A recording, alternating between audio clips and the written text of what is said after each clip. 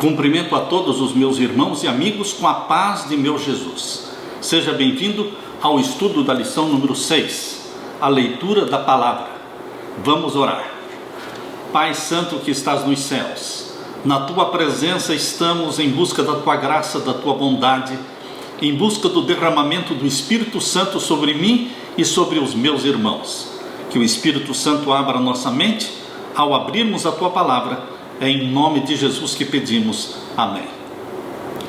A leitura da palavra. A palavra de Deus. Este livro é vivo, é dinâmico, é eficaz. Ele penetra até o mais íntimo da nossa alma. Ele discerne as nossas intenções e os nossos pensamentos. Você quer ver milagres na vida das pessoas? Coloque este livro nas mãos delas. Este livro vivo, ele fala ao coração, ele transforma. Quando você coloca este livro na mão de um viciado, de um drogado, de um bêbado, de qualquer pessoa, eles serão transformados. A natureza forma, a cultura informa, mas só a Bíblia transforma. Só a Bíblia, a palavra de Deus, transforma. Portanto, queridos, o meu desafio para você hoje é decidir ler diariamente, com meditação, a sua Bíblia. Esta é uma decisão que fará uma grande diferença na sua vida de hoje para frente. Meditar e entesourar a palavra de Deus em nosso coração. Exatamente como a Bíblia diz: escondi a tua palavra no meu coração, para não pecar contra ti. Salmo 119, verso 11. Conhecendo o poder que este livro possui, Satanás tentou durante toda a Idade Média manter este livro longe dos leitores, longe dos cristãos. Este livro foi incluído na lista dos livros proibidos de serem lidos. Mas, queridos, quando em 1798 foi preso o Papa Pio VI, então a Bíblia foi libertada. A Bíblia, que era um livro acorrentado, proibido de se ler, a Bíblia foi exaltada. Por quê? Preso o Papa em 1798, acabou a supremacia papal, e então, poucos anos depois, logo em 1804, foi fundada a primeira sociedade bíblica no mundo, a Sociedade Bíblica Britânica, 1804. E logo mais em 1816, a Sociedade Bíblica Americana. E assim, queridos, a Bíblia foi espalhada pela terra. A Bíblia se tornou disponível, foi colocada na mão do povo, e o povo começou a ler e entender as profecias. Queridos, este livro é luz para os nossos pés e lâmpada para os nossos caminhos. A natureza forma, a cultura nos informa, mas só a Bíblia nos transforma. Por isso, decidi ler diariamente, com meditação, a minha Bíblia. Aleluia! Na parte de domingo, o povo se reúne. Abra sua Bíblia em Neemias capítulo 8. Neemias capítulo 8 e os versos 1 e o verso 2. Vamos ler. E chegando o 7º mês, e estando os filhos de Israel nas suas cidades, todo o povo se ajuntou como um só homem, na praça, diante da porta das águas, e disseram a Esdras, o escriba, que trouxesse o livro da lei de Moisés, que o Senhor tinha ordenado a Israel, e Esdras, o sacerdote, trouxe a lei perante a congregação, assim de homens como de mulheres, e de todos os entendidos, para ouvirem no primeiro dia do 7º mês. Queridos, as grandes festas do povo de Deus, as festas sagradas do santuário terrestre, elas ocorriam no primeiro mês e no 7º mês. No primeiro mês, o mês de Nisan, existia a festa da Páscoa, dos pães asmos e das primícias. E no 7º mês existia a festa das trombetas, a festa da expiação e a festa das cabanas, dos tabernáculos. Existiam, portanto, 3 festas no primeiro mês, 3 festas no 7º mês e uma festa entre elas, que era a festa do dia do Pentecostes, que ocorria 50 dias após o dia das primícias. Portanto, a festa do Pentecostes ocorria por volta do 3º mês.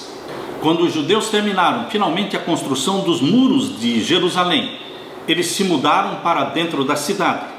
Todos então se reuniram na praça da cidade no 7º mês, o mês de Tisri. Esse talvez fosse o mês mais importante para os israelitas, porque existiam 3 festas. A festa das trombetas, que era no dia 1º do 7º mês. As trombetas começavam a ser tocadas no 1º dia do 7º mês. E eram tocadas durante 10 dias, preparando o povo para o grande dia da expiação, para o grande dia do juízo do povo de Deus, que ocorria no dia 10 do 7º mês, a festa da expiação. E queridos, no dia 15 do 7º mês, começava a última grande festa, a festa das cabanas, conhecida como festa dos tabernáculos, e conhecida também como festa da colheita, a festa da alegria, a festa da gratidão.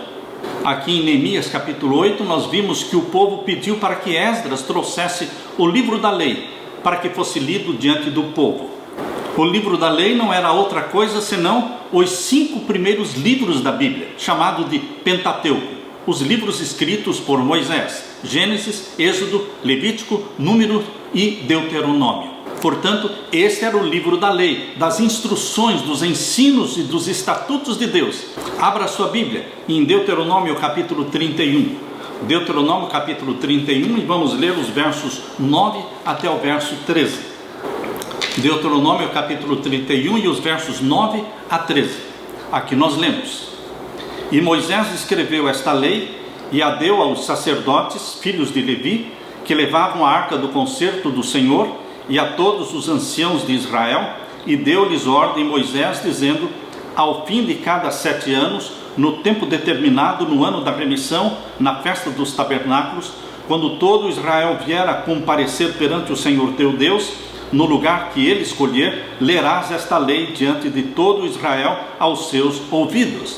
Portanto, a orientação divina era que de 7 em 7 anos, na festa dos tabernáculos, a última festa do ano, uma festa de 7 dias, fosse lida a lei, o livro, a Torá. A Torá, ou seja, o Pentateuco, também era conhecido como Lei de Moisés. Nós lemos aqui em Deuteronômio capítulo 31, vamos ver os versos 24 a 26. Aqui diz: E aconteceu que, acabando Moisés de escrever as palavras desta lei num livro, até de todo as acabar, deu ordem Moisés aos levitas que levavam a arca do concerto do Senhor, dizendo: tomai este livro da lei e ponde-o ao lado da arca do concerto do Senhor vosso Deus, para que ali esteja por testemunha contra ti. Lembre-se que a lei de Deus, os 10 mandamentos, escritos pelo dedo de Deus, a lei de Deus foi colocada dentro da arca do concerto. Porém, a lei de Moisés, escrita por Moisés, sob a orientação de Deus, ela foi escrita num livro e colocado ao lado da arca. Por isso diz aqui o capítulo 31 de Deuteronômio e o verso 25: deu ordem Moisés aos levitas que levavam a arca do concerto do Senhor, dizendo: tomai este livro da lei e ponde-o ao lado da arca do concerto do Senhor vosso Deus. Os 10 mandamentos, chamados de a lei de Deus, foram colocados dentro da arca. Porém, a lei de Moisés, escrita num livro, que se referia ao Pentateuco, os 5 livros escritos por Moisés. Este livro foi colocado ao lado da arca. Está aqui, queridos, a grande confusão que os evangélicos fazem, porque muitos pensam que lei na Bíblia tudo era a mesma coisa. Não, queridos, a lei de Moisés é diferente da lei de Deus. Embora Moisés tenha sido instruído por Deus para escrever os 5 primeiros livros da Bíblia, estes 5 primeiros livros da Bíblia não são chamados de lei de Deus, mas lei de Moisés, porque se referia a todas as instruções dadas por Deus e também sobre a matança dos animais, os sacrifícios, o ritual do santuário terrestre. Porém, a lei de Deus, os 10 mandamentos, esta lei é distinta, porque ela não foi escrita por Moisés, não foi escrita num livro, ela foi escrita diretamente pelo dedo de Deus, em tábuas de pedra, e esta lei foi colocada dentro da arca. A lei de Moisés, que orientava os sacrifícios feitos no santuário terrestre, todo o ritual do santuário terrestre, era uma lei temporária. Ela apontava para a primeira vinda de Cristo, o Cordeiro de Deus que tira o pecado do mundo. E quando Jesus Cristo morreu na cruz, estas leis cerimoniais escritas por Moisés se cumpriram, ou seja, deixaram de existir, porque o santuário da terra também deixou de existir.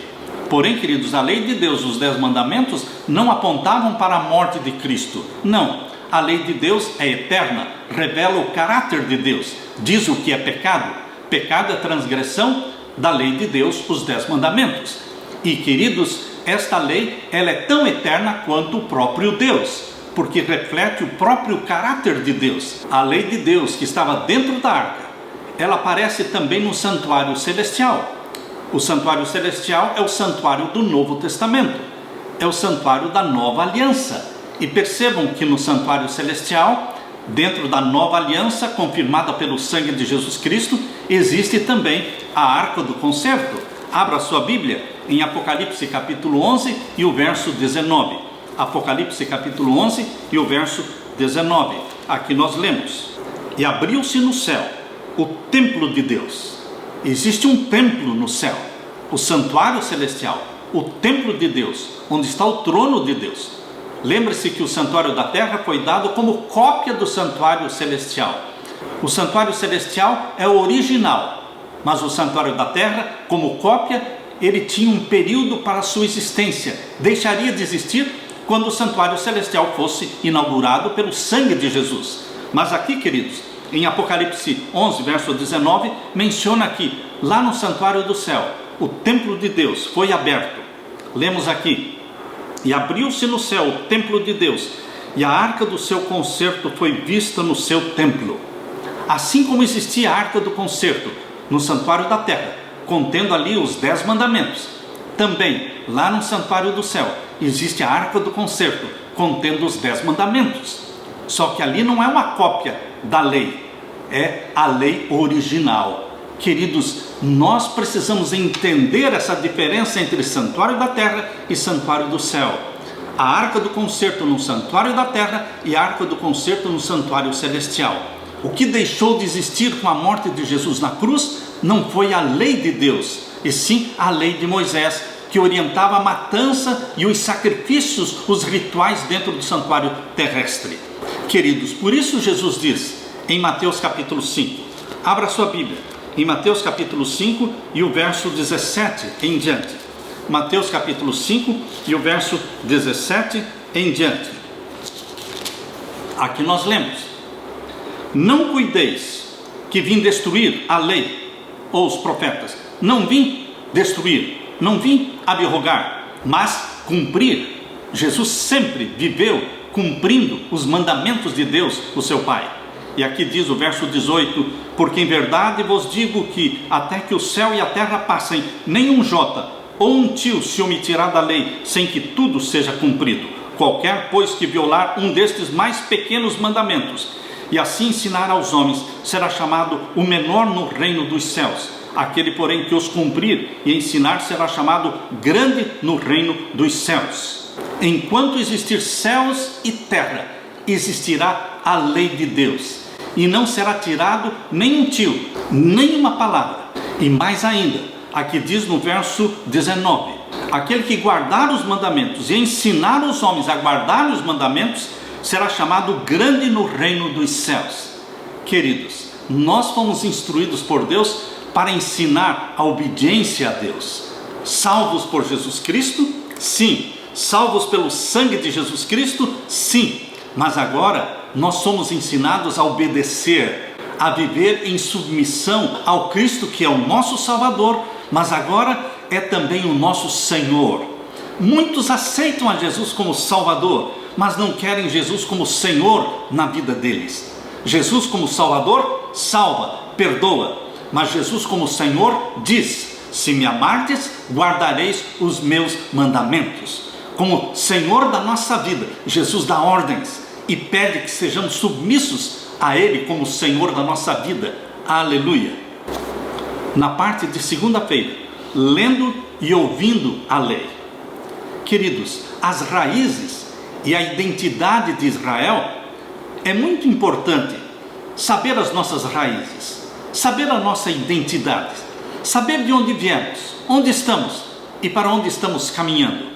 Por isso Deus queria que a lei fosse lida diante do povo, para lembrá-los de quem eles são, de onde eles vieram, os milagres, as maravilhas, os prodígios que Deus fez para este povo quando os tirou da terra do Egito, como de forma miraculosa os libertou do Egito, os fez passar pelo Mar Vermelho em seco e os transportou pelo deserto durante 40 anos, sustentando-os milagrosamente com o maná, que caía diariamente, e no sexto dia caía em dobro, e no sétimo dia não caía o maná, mostrando que Deus é Deus, e Deus mantinha o sétimo dia como um dia santo e sagrado. Por isso na sexta-feira caía maná em dobro, e no sétimo dia não caía o maná, e aquele maná que eles guardavam da sexta para o sábado não criava bicho e não cheirava mal. Queridos, miraculosamente o povo de Deus foi conduzido, e Deus queria que este povo se lembrasse, que os pais lessem para os seus filhos a história, mostrando as raízes de Israel, a identidade do povo de Deus. É importante, queridos, que você e eu também saibamos nossa identidade como movimento adventista. De onde viemos? A história de 1844, a profecia das 2.300 tardes e manhãs, 2.300 anos, que acabaram em 1844. O que aconteceu exatamente em 1844? Jesus não voltou? Mas o que começou em 1844? O juízo celestial. Nós precisamos entender as nossas raízes, a nossa identidade.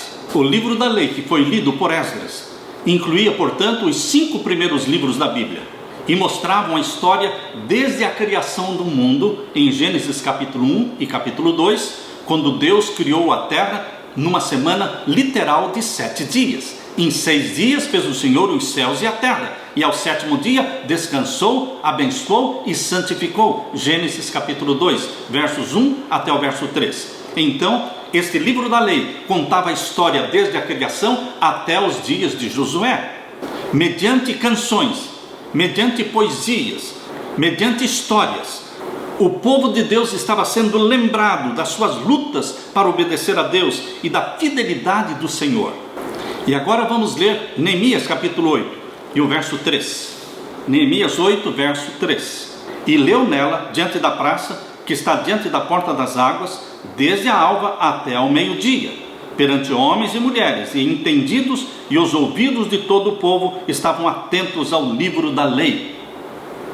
Queridos, quando eu leio aqui que o livro da lei foi lido desde a alva, ou seja, desde as 6 da manhã até o meio-dia, então foram 6 a 7 horas de leitura da palavra de Deus, um período tão longo que precisava de revezamento na leitura, e o povo estava atento. Homens e mulheres e crianças estavam atentos, estavam sedentos para ouvir e aprender. Às vezes eu fico pensando no povo de Deus hoje, que não suporta um sermão de 1 hora. Quando um pregador prega um sermão de 1 hora, isto assusta, isto amedronta, isto desagrada. Me parece, queridos, que o povo não suporta mais ouvir a palavra de Deus por muito tempo.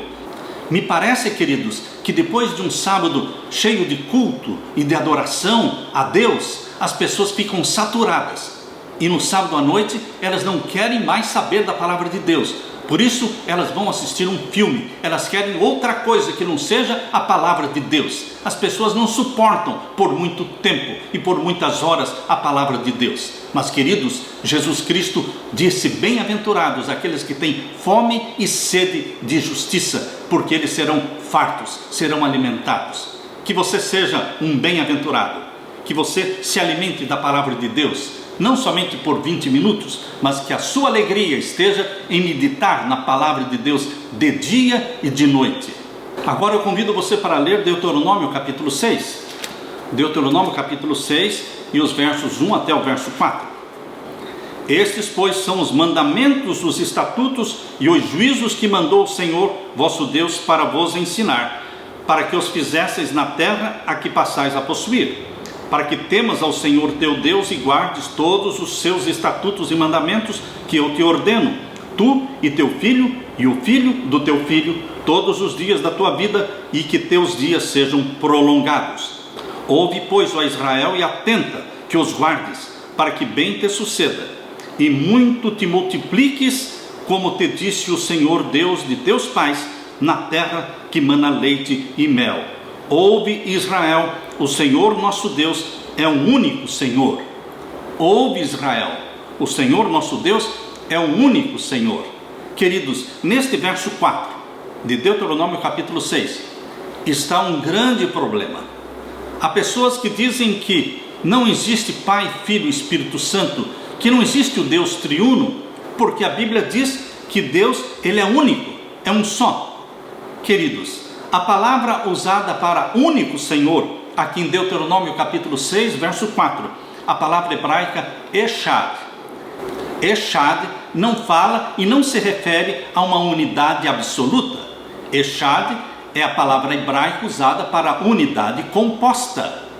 Por isso, lá em Gênesis capítulo 2, aqui em Gênesis capítulo 2, no verso 24, Deus usa a mesma palavra hebraica, Echad. Para que ele usa? Vejam, leia comigo, Gênesis 2, verso 24. Portanto deixará o varão, ou seja, o homem, deixará o seu pai e a sua mãe, e apegar-se-á à sua mulher, e serão ambos uma só carne. Uma só carne, a palavra hebraica Echad. Mas homem e mulher não são unidade absoluta. Marido e esposa são uma unidade composta. É assim mesmo, Echad, a mesma palavra que Deus usou lá em Deuteronômio capítulo 6, verso 4, único Senhor, é uma unidade composta. É muito claro na palavra de Deus que existe o Pai, existe o Filho, existe o Espírito Santo. É impossível negar Pai, Filho e Espírito Santo na Bíblia. Mas você pode perguntar, Pastor Samuel, o senhor pode explicar como é o Pai, como é o Espírito Santo? Eu não posso explicar aquilo que a Bíblia não explica, mas eu posso crer naquilo que a Bíblia fala que existe. A Bíblia fala que existe Pai, Filho e Espírito Santo. Agora, os detalhes da natureza, como são, não temos. Deus não nos dá detalhes sobre a divindade. Queridos, primeiro nós cremos para depois entender. Primeiro você crê, depois você entende. Não espere entender para depois crer.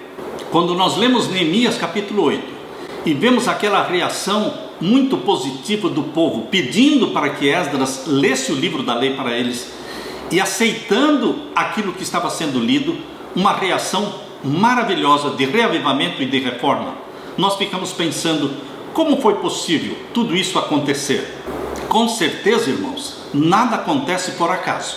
Os 13 anos que antecederam Neemias capítulo 8 foram 13 anos em que Esdras se dedicou a ensinar a palavra de Deus ao povo. E queridos, o reavivamento e reforma que nós vemos em Neemias 8 foi resultado, sim, direto da dedicação de Esdras como escribas, como instrutor, como professor da lei de Deus. Se você quer ver reavivamento e reforma na igreja, na sua vida, na sua casa, leia a palavra de Deus. Dedique tempo para ler diariamente, com meditação, a palavra de Deus. Na parte de terça-feira, lendo e interpretando a palavra. Não basta ler. Você precisa meditar em cada verso que você está lendo. E você precisa entender cada verso que você está lendo. Nós protestantes acreditamos que a Bíblia se explica por si mesma. Nós cremos que a Bíblia é a melhor intérprete de si mesma. E não deveremos depender de argumentos e de ideias de outras pessoas para entendermos a Bíblia. Porém, queridos, nós também sabemos que Deus distribuiu dons para a sua igreja.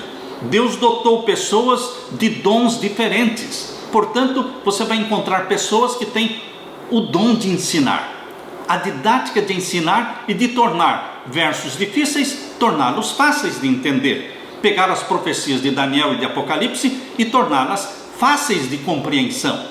Por exemplo, abra sua Bíblia em Romanos. Abra sua Bíblia em Romanos, vamos ler então o capítulo 12. Romanos capítulo 12 e os versos 6 até o verso 8. De modo que, tendo diferentes dons, segundo a graça que nos é dada, se é profecia, seja ela segundo a medida da fé. Se é ministério, seja em ministrar. Se é ensinar, haja dedicação ao ensino. Ou o que exorta, use esse dom em exortar. O que reparte, faça-o com liberalidade. o que preside com cuidado, o que exercita misericórdia com alegria. Vocês estão percebendo quantos dons Deus deu para a sua igreja? Será que algum destes dons mencionados foi dado para você? Queridos, quando você ensina a palavra de Deus e as pessoas entendem, é porque você tem o dom de ensinar. Existe uma variedade de dons. Esta lista de dons também é completada na primeira carta de Paulo aos Coríntios, capítulo 12, vamos ver a partir do verso 7. Mas a manifestação do Espírito é dada para cada um para o que for útil. Porque a um pelo Espírito é dada a palavra da sabedoria, e a outro pelo mesmo Espírito a palavra da ciência, e a outro pelo mesmo Espírito a fé, e a outro pelo mesmo Espírito os dons de curar, e a outro a operação de maravilhas, e ao outro a profecia, e ao outro o dom de discernir os espíritos, e a outro a variedade de línguas, e ao outro a interpretação das línguas. Mas um só e o mesmo Espírito opera todas estas coisas, repartindo particularmente a cada um como quer. O Espírito Santo é que decide a quem dar este dom, a quem dar aquele outro dom, para o que for útil. Queridos, Deus deu o dom de ensinar. E aqui, no livro de Neemias, menciona que enquanto Esdras estava lendo o livro da lei, volte agora para Neemias capítulo 8, vamos ler os versos 4 até o verso 8. Neemias 8, versos 4 até o verso 8. E Esdras, o escriba, estava sobre um púlpito de madeira. E agora o verso 5. E Esdras abriu o livro perante os olhos de todo o povo, porque estava acima de todo o povo, e abrindo-o ele, todo o povo se pôs em pé. E Esdras louvou ao Senhor, o grande Deus, e todo o povo respondeu: Amém, Amém, levantando as suas mãos, e inclinaram-se e adoraram ao Senhor com os rostos em terra. E o verso 8: E leram no livro da lei de Deus, e declarando e explicando o sentido, faziam que lendo se entendesse. Não adianta ler sem entender. Você tem que ler com meditação, e se você não entender, você deve buscar a ajuda de alguém que Deus dotou com o dom de ensinar. Para confirmar esta verdade, nós deveremos ler também Atos capítulo 8. Atos capítulo 8, versos 26 a 38, conta a história de Filipe e o eunuco. O eunuco estava lendo a palavra de Deus, estava lendo o livro de Isaías, exatamente o capítulo 53, mas o eunuco não estava entendendo o que estava lendo. Leia, portanto, Atos capítulo 8 e os versos 26 em diante. Aqui nós lemos: E o anjo do Senhor falou a Filipe, dizendo: Levanta-te e vai para a banda do sul, ao caminho que desce de Jerusalém para Gaza, que está deserta. E levantou-se e foi. E eis que um homem etíope, eunuco, mordomo mor de Candace, rainha dos etíopes, o qual era superintendente de todos os seus tesouros, e tinha ido a Jerusalém para a adoração, regressava e, assentado no seu carro, lia o profeta Isaías. E disse o Espírito a Filipe: Chega-te e ajunta-te a este carro. Queridos, eu louvo a Deus, porque o Espírito Santo, cuja natureza é um mistério. Ellen White fala que a natureza do Espírito Santo é um mistério, e o silêncio é ouro. Aqui diz que o Espírito Santo fala, o Espírito Santo repreende, o Espírito Santo ensina, o Espírito Santo empurra você, impede você, o Espírito Santo transforma, o Espírito Santo convence do pecado. O Espírito Santo falou com Filipe dizendo: Filipe, chega-te e ajunta-te a este carro. E correndo Filipe, ouviu que lia o profeta Isaías, e disse: Entendes tu o que lês? E ele disse: Como poder entender, se alguém me não ensinar? Esse etíope, eunuco, mordomo de Candace, ele foi humilde. Como eu poderei entender, se alguém não me ensinar? Queridos, muitas vezes nós podemos fazer esta mesma pergunta. Quando você estiver lendo alguns textos mais difíceis da Bíblia, como eu poderia entender se alguém não me ensinar? Deus dotou pessoas na sua igreja com o dom de ensinar. Filipe era um destes dotados por Deus. E respondendo o eunuco a Filipe, disse: Rogo-te, de quem diz isto o profeta? De si mesmo ou de algum outro? Então Filipe, abrindo a sua boca e começando nesta escritura, lhe anunciou a Jesus. E indo eles caminhando, chegaram ao pé de alguma água, e disse o eunuco: eis aqui água, quem pede que eu seja batizado? E disse Filipe: é lícito, se crês de todo o coração. E respondendo ele, disse: creio que Jesus Cristo é o Filho de Deus. Jesus Cristo é o Filho de Deus. Pai e Filho possuem a mesma natureza. Assim como eu e o meu filho possuímos a mesma natureza humana, o Pai Celestial e o Filho Jesus Cristo possuem a mesma natureza divina. Por isso é chamado aqui o Filho de Deus. E o verso 38: e mandou parar o carro, e desceram ambos à água, tanto Filipe como o eunuco, e o batizou.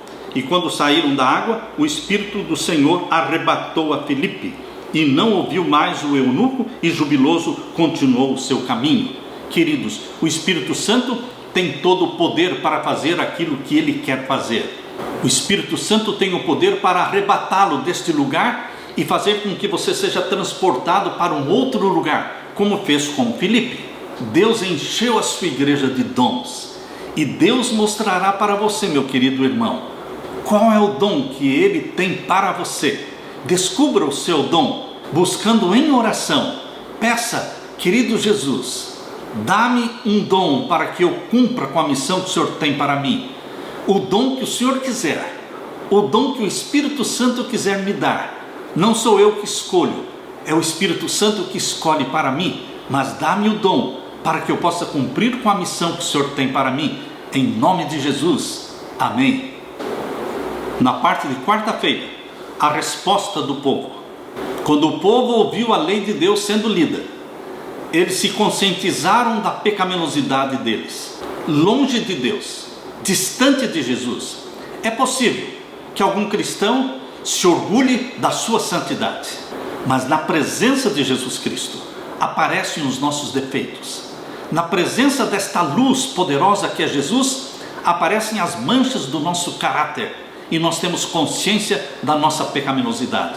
Assim como Isaías, lá no seu livro Isaías capítulo 6, quando ele se viu na presença do Deus Santo, ele disse: ai de mim, que vou perecendo, porque eu sou um homem de lábios impuros, e habito no meio de um povo de impuros lábios, e os meus olhos viram o Rei, o Senhor dos Exércitos. Isaías capítulo 6, verso 5. Na presença de Deus, meus queridos, aparecem os nossos defeitos, mas nós não nos desesperamos. Por quê? Porque o amor de Deus nos envolve, a misericórdia de Deus nos cobre, o sangue de Jesus Cristo nos purifica. Quando o povo ouviu a lei de Deus sendo lida, eles choraram, porque sentiram a pecaminosidade da sua apostasia. Mas agora o conselho de Esdras era que eles não chorassem, porque eles alcançaram misericórdia. Eles foram cobertos pelo perdão de Deus. Por isso nós lemos agora em Neemias capítulo 8, e os versos 9 até o verso 12. E Neemias, que era o governador, e o sacerdote Esdras, o escriba, e os levitas que ensinavam ao povo, disseram a todo o povo: este dia é consagrado ao Senhor vosso Deus, pelo que não vos lamenteis, nem choreis, porque todo o povo chorava ouvindo as palavras da lei. Era o primeiro dia do 7º mês, mês de Tisri. Era o dia da festa das trombetas. E agora, queridos, eles estavam se preparando para o grande dia da expiação, que ocorreria exatamente no mesmo mês de Tisri, o 7º mês, mas no dia 10. Eles estavam no dia 1º de Tisri, e 9 dias depois, no dia 10, seria o dia da expiação. Mas agora eles estavam em paz com Deus, eles estavam reconciliados com Deus. Por isso a orientação de Deus foi: não chorem, não se entristeçam, não lamentem, porque hoje é dia de festa. E agora lemos Neemias capítulo 8, verso 12. Então todo o povo se foi a comer e a beber, e a enviar porções e a fazer grandes festas, porque entenderam as palavras que lhes fizeram saber. Cristãos perdoados são cristãos alegres. Cristãos perdoados são cristãos felizes. Cristãos perdoados não devem ficar se lamentando dos pecados que já foram confessados e já foram perdoados. Creia naquilo que está em Miqueias capítulo 7. Abra sua Bíblia em Miqueias capítulo 7 e vamos ler os versos 18 e 19. Miqueias capítulo 7 e os versos 18 e 19. Aqui nós lemos: Quem, ó Deus, é semelhante a ti, que perdoas a iniquidade e que te esqueces da rebelião do restante da tua herança? O Senhor não retém a sua ira para sempre. Aleluia! Porque tem prazer na benignidade. Deus tem prazer no perdão. Aleluia! E o verso 19: tornará a apiedar-se de nós. Aleluia! Subjugará as nossas iniquidades e lançará todos os nossos pecados nas profundezas do mar. Aleluia! Deus seja louvado, porque Ele perdoa e esquece, e olha para você como se você nunca tivesse pecado, porque você está escondido em Jesus Cristo. O Pai, quando olha para o pecador que aceitou a Jesus como Salvador e confessou os seus pecados, o Pai vê nele Jesus Cristo.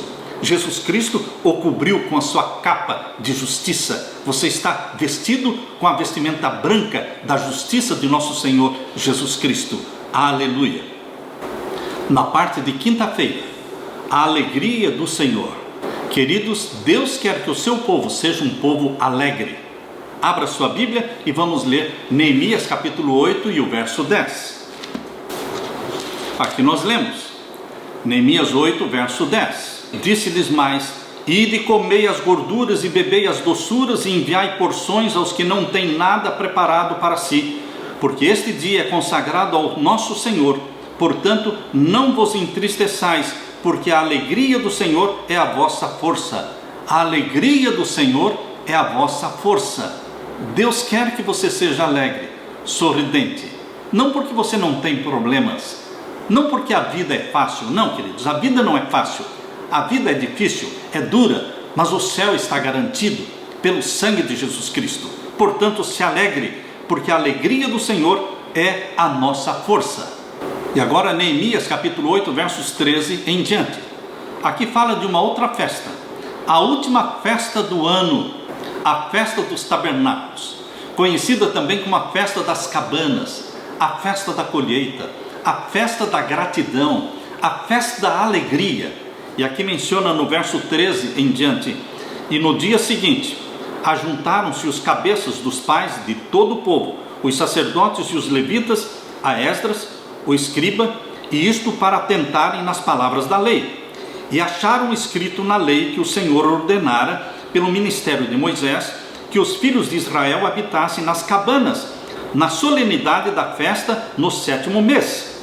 Assim o publicaram, e fizeram passar pregão por todas as suas cidades e em Jerusalém, dizendo: saí ao monte e trazei ramos de oliveiras, e ramos de zambujeiros, e ramos de murtas, e ramos de palmeiras, e ramos de árvores espessas, para fazer cabanas, como está escrito. Saiu, pois, o povo, e de tudo trouxeram, e fizeram para si cabanas, cada um no seu terraço, nos seus pátios e nos átrios da casa de Deus, e na praça da porta das águas, e na praça da porta de Efraim. E toda a congregação dos que voltaram do cativeiro fizeram cabanas e habitaram nas cabanas, porque nunca fizeram assim os filhos de Israel desde os dias de Josué, filho de Num, até aquele dia. E houve muito grande alegria. Houve muito grande alegria, porque esta é a festa da alegria. Era uma festa de 7 dias. Lembrem-se, queridos, que a primeira festa do ano era Páscoa, no dia 14 do primeiro mês, Nisan. A segunda festa do ano era Pães Asmos, no dia 15. A terceira festa era no dia 16 do primeiro mês, festa das primícias. Depois a quarta festa, a festa dos Pentecostes, no terceiro mês.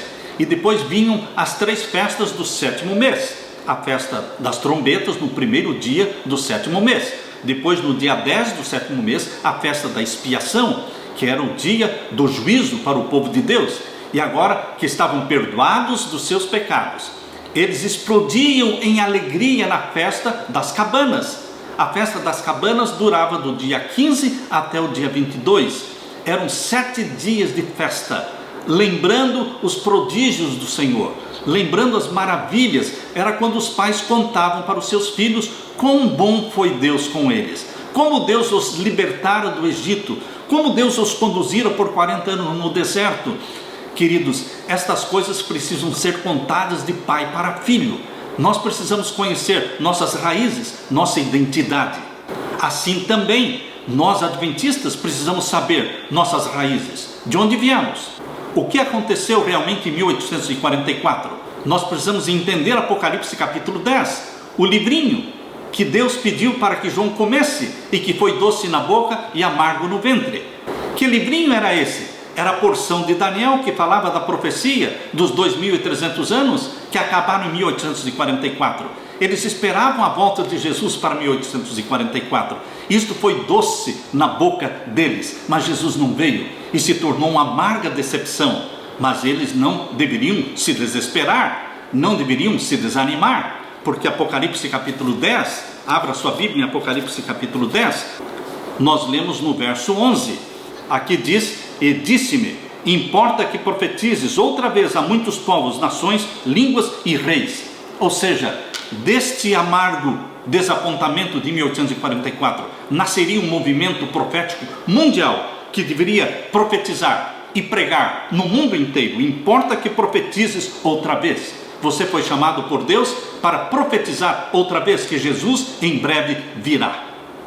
Queridos, em 1844 começou a festa da expiação, o grande dia do juízo, a sexta festa do santuário celestial. Lembre-se que nós estamos vivendo, portanto, no grande dia da festa da expiação do santuário celestial, o dia do juízo. Esse juízo começou com os mortos em 1844, vai passar para os vivos quando o decreto dominical for aprovado e, queridos, quando terminar a festa do juízo celestial, quando todos estiverem selados pelo selo do Deus vivo, Jesus Cristo vai voltar para nos buscar. E, queridos, então nós vamos celebrar a festa das cabanas, a festa da colheita, a festa da gratidão, a festa da alegria. São 7 dias. Nós vamos ser arrebatados para subir para o céu com Jesus Cristo, numa viagem que vai durar 7 dias. É a festa da gratidão, é a festa da alegria. A única festa que ainda falta, queridos, é esta, a festa das cabanas. E nós não vamos comemorá-la sozinhos. Nós vamos comemorá-la juntamente com Jesus Cristo e com todos os salvos e com todos os anjos. Nós vamos ascender ao céu para entrarmos pelos portões da Nova Jerusalém. Bendito seja o Deus que colocou em nós esta esperança. Queridos, que você se alegre com esta bendita esperança. Não seja um cristão que acumula sombras, tristezas e melancolia. Eu quero ler para vocês o que está no livro Caminho a Cristo, na página 116. Aqui diz assim: cristãos que acumulam sombra e tristeza em sua alma, que murmuram e se queixam, estão dando aos outros uma falsa ideia de Deus e da vida cristã. Estão percebendo? Não seja um cristão cheio de lamentos, de melancolia, de tristeza e de sombras. Não dê aos outros esta falsa ideia de que Deus não se agrada de ver os seus filhos felizes. Os cristãos que acumulam sombras e tristezas dão a impressão de que Deus não se compraz em que seus filhos sejam felizes, dando assim um falso testemunho de nosso Pai Celestial. Livro Caminho a Cristo, página 116. E eu termino com o que Paulo falou em Filipenses capítulo 4, verso 4. Regozijem-se sempre no Senhor. Outra vez digo, regozijem-se. Que Deus enche o seu coração de muita alegria, meu irmão, de muita paz, da certeza da salvação. E lembre-se, muito em breve, Jesus voltará e nós seremos levados para o céu na festa das cabanas, na festa da colheita, da alegria e da gratidão, que vai durar 7 dias, viajando em direção ao céu, até chegarmos na Nova Jerusalém. Que Deus encha o seu coração com esta alegria, com esta bendita esperança. É o meu pedido, é a minha oração, em nome de Jesus. Amém.